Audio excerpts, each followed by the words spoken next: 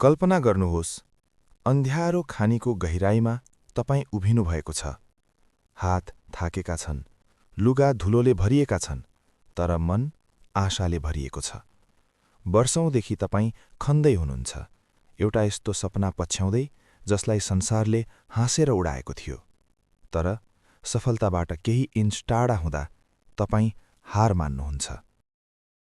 यहीँबाट सुरु हुन्छ think and grow rich.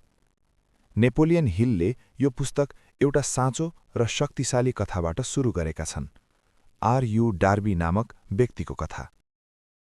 Derby सुन खोज्ने समयमा कोलोराडो पुगे। एक दिन उनको सपना साकार भयो। उनले सुन भेट्टाए।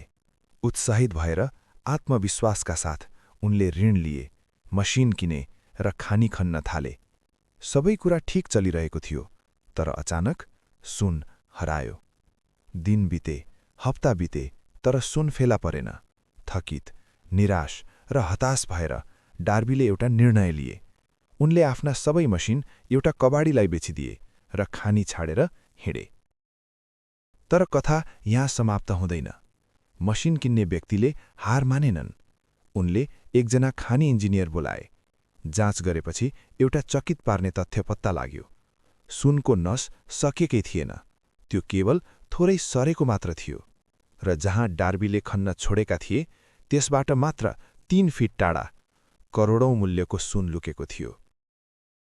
डार्बी असफल भए किनभने उनीसँग मेहनत थिएन भनेर होइन, अवसर थिएन भनेर होइन, तर किनभने उनसँग धैर्य थिएन।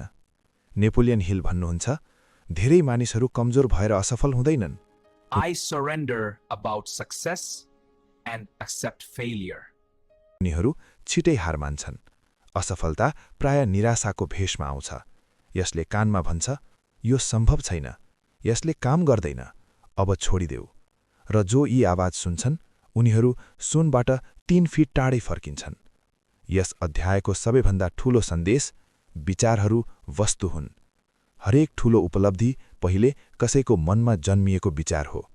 जब विचारसँग बलियो इच्छा, विश्वास र धैर्य मिसिन्छ, त्यो यथार्थ बन्छ। डार्बीले पछि यो पाठ बुझे। उनले एउटा दृढ निर्णय गरे, अब म कहिल्यै हार मान्ने छैन। त्यही निर्णयले उनलाई अमेरिकाका सबैभन्दा सफल बीमा विक्रेतामध्ये एक बनायो।